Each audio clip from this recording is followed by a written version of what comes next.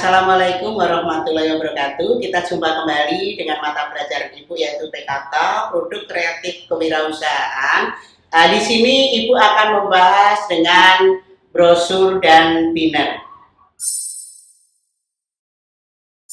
Oke, di sini akan Ibu bahas tentang pengertian brosur. Ya, brosur itu apa sih? Nah, anak-anak harus paham. Anak-anak sering pegang, oh brosur, ayo kita bagikan brosur, oh kita dapat brosur, tapi anak-anak belum paham betul apa itu brosur. Nah, ini Ibu akan jelaskan, menurut Kamus Besar Bahasa Indonesia atau KBBI, brosur adalah media informasi yang ditulis pada suatu masalah. Disusun secara sistematis atau dicetak, hanya terdiri dari beberapa halaman dan dilipat tanpa mengikat selebaran atau dicetak dengan informasi singkat, ya. Itu adalah brosur menurut KBBI. Untuk yang kedua adalah menurut Hampton. Nah, menurut Hampton itu berdasarkan bentuk fisiknya, brosur merupakan selembar kertas kecil yang biasanya menggunakan selembar kertas dengan 3 lipatan, atau mungkin bisa juga format atau lain dengan banyak lipatan yang berada atau tanpa lipatan. Nah, jadi menurut Hampton di sini bisa selembar kertas, bisa lipatan 3 atau lebih banyak lipatannya, atau justru tidak ada lipatan sama sekali. Itu sama saja. Nah, untuk sebutan brosur, selain kita menggunakan kata-kata brosur, mungkin ada sebutan yang lain, yaitu apa, Nak? Flyer itu sama, pamflet juga sama, poster juga sama, leaflet juga sama, selebaran pun juga bisa dikatakan dengan brosur. Untuk selanjutnya, ya, otomatis anak-anak mau membuat brosur, terutama atau otomatis anak-anak berpikir, fungsinya untuk apa sih brosur? Nah, di sini ayo kita bahas bareng-bareng. Fungsi kita membuat brosur adalah yang pertama, yaitu fungsi informatif. Ya, fungsi informatif di sini adalah brosur yang biasanya digunakan untuk memberitahu pelanggan potensial Anda yang terkait dengan bisnis Anda. Nah, informasi ini terkait dengan penyajian perusahaan, produk atau layanan baru yang ingin ditawarkan perusahaan, atau mungkin ada perubahan terbaru pada nama perusahaan, mungkin telepon perusahaan, alamat perusahaan, dan lain sebagainya. Yang kedua adalah fungsi iklan. Nah, brosur di sini bisa dimanfaatkan atau berguna dengan fungsi iklan. Nah, adalah suatu brosur sangat penting sebagai alat iklan atau alat untuk promosi yang menarik dan juga mempromosikan satu atau lebih produk atau jasa layanan yang kita punya. Yang ketiga adalah fungsi identifikasi. Nah, fungsi identifikasi di sini adalah desain brosur yang baik yang menjaga kriteria yang sama di semua brosur perusahaan. Jika kriteria ini atau juga disebut sebagai konsep diintegrasikan ke dalam semua jenis brosur, itu akan memudahkan identifikasi perusahaan. Hal tersebut akan memberikan nilai prestise dan kredibilitas perusahaan yang sangat penting bagi brosur perusahaan untuk tidak hanya memiliki konsep saja yang tepat, tetapi juga logo. Nah, logo yang dirancang dengan baik sangat penting bagi setiap perusahaan, yang merupakan salah satu langkah pertama untuk meluncurkan bisnis atau untuk mengkampanyekan hasil produk kita. Nah, kita fungsi brosur sudah paham. Sekarang, kalau kita membuat brosur, otomatis kita harus ada tujuannya. Tujuannya apa kita membuat brosur, Nak? Nah, tujuan utama brosur atau flyer adalah memberi informasi. Dan informasi yang disampaikan bisa berupa banyak hal seperti informasi produk, kontak perusahaan, atau bahkan rayuan untuk meningkatkan minat pembeli untuk membeli atau meminati suatu produk yang kita tawarkan. Nah, desain brosur yang cukup ramai atau banyak tulisannya justru akan mengaburkan informasi yang ingin disampaikan ke pembaca. Jadi, untuk brosur yang banyak tulisan itu tidak diminati oleh pembaca atau orang yang membaca karena mungkin waktu juga tidak mencukupi dan akan merasa bosan karena terlalu banyak kata-kata yang ada di situ. Nah, lantas untuk membuat brosur atau flyer yang tepat, bagaimana kita cara membuat brosur atau flyer yang tepat? Nah, sebelum kita membuat flyer atau brosur yang menarik, otomatis anak-anak bisa melakukan beberapa tahap untuk merencanakan untuk membuat sebuah brosur yang tepat. Nah, diantaranya yaitu satu, kita harus mengenal dengan target audience. Apa itu target audience? Adalah tahapan inti atau menjadi akar dari pembuatan brosur. Kalian harus mengetahui target yang kita harapkan konsumen, yaitu target audience. Buatlah riset atau analisa dan beberapa kreasi untuk mengetahui keinginan konsumen dari produk yang kita tawarkan ke konsumen. Dan untuk dapatkan tanggapan ini, mereka agar dapat membeli dan percaya dengan produk yang kita hasilkan. Yang kedua adalah key message. Nah, key message itu apa, Nak? Ini adalah tahapan selanjutnya, ini setelah target audience tadi tercapai atau menjadi patokan utama pada pembuatan brosur yang menarik. Nah, ini berupa beberapa kata yang singkat dan padat, namun mengandung arti yang cukup banyak.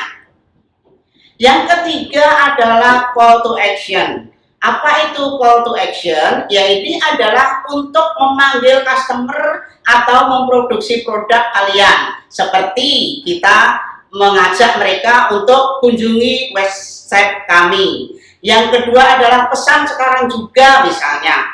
Atau mungkin bisa dengan kata-kata telepon sekarang. Nah, dan mencantumkan beberapa detail penting seperti lokasi, website, sosial media, dan kontak bisnis yang kita punya. Yang keempat adalah good focal point. Nah, good focal point ini adalah cara untuk membuat brosur anak-anak menarik seperti memberi font yang bagus, warna yang menarik, dan juga desain foto yang profesional, serta background unik agar pembaca melupakan waktu untuk membaca isi brosur tersebut. Di sini ada tips membuat brosur yang menarik. Ya, tips membuat brosur yang menarik di sini adalah yang pertama, yaitu menentukan tema brosur atau banner. Ya. Hal paling penting yang harus ditentukan pada saat kita membuat brosur atau banner adalah tema terlebih dahulu. Nah, dengan tema yang benar akan membuat pengunjung melihat brosur atau banner Anda. Seperti contoh, jika sedang melakukan promosi atau event tentang travel, maka tema yang kita perlukan adalah kita menggunakan gambar-gambar pemandangan seperti pantai, kapal pesiar, atau memberikan tema liburan. Yang kedua, tentukan jenis dan ukuran banner yang digunakan. Nah, untuk kita mengetahui apa banner yang kita gunakan, yaitu terutama kita harus mengetahui ukuran sesuai dengan kemampuan kita atau sesuai dengan apa yang kita tawarkan ke konsumen, yaitu dengan banner vertikal atau V atau banner, dan banner horizontal atau X banner. Nah, pada umumnya orang lebih nyaman menggunakan jenis Y banner. Nah, setelah Anda menentukan jenis banner yang ingin dibuat, selanjutnya tentukan ukuran X bannernya. Nah, untuk ukuran ini biasanya disesuaikan dengan konten atau budget yang ada. Lebih banyak konten, lebih banyak warna, lebih banyak gambar, otomatis kita akan menggunakan banner yang lebih besar dan budget yang dikeluarkan pun akan lebih banyak. Yang ketiga adalah posisikan logo di tempat paling atas. Nah, di dalam pembuatan banner kita jangan lupa yaitu mencantumkan logo yang kita punya di atas ya, dengan tulisan atau yang paling menonjol dari yang lain. Letakkan logo yang tepat posisi waktu orang lewat, waktu membaca, tepat ya pandangan di logo yang paling utama. Karena logo ini adalah membantu untuk mempromosikan atau menawarkan dengan produk yang kita jual. Yang keempat adalah jangan gunakan tulisan yang banyak. Nah, untuk membuat sebuah banner atau brosur tidak usah menggunakan dengan kata-kata yang banyak. Cukup padat tetapi jelas. Jadi untuk para mungkin yang mau melihatnya itu tertarik karena apa? Dengan kata-kata singkat sebagai ajakan sehingga yang membaca juga akan tertarik dengan banner atau brosur yang kita pajang.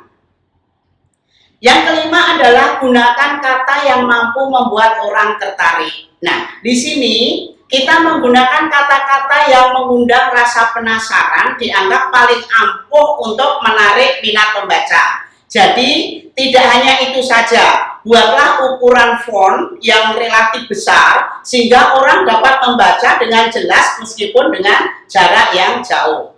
Yang keenam adalah gunakan gambar dengan kualitas tinggi.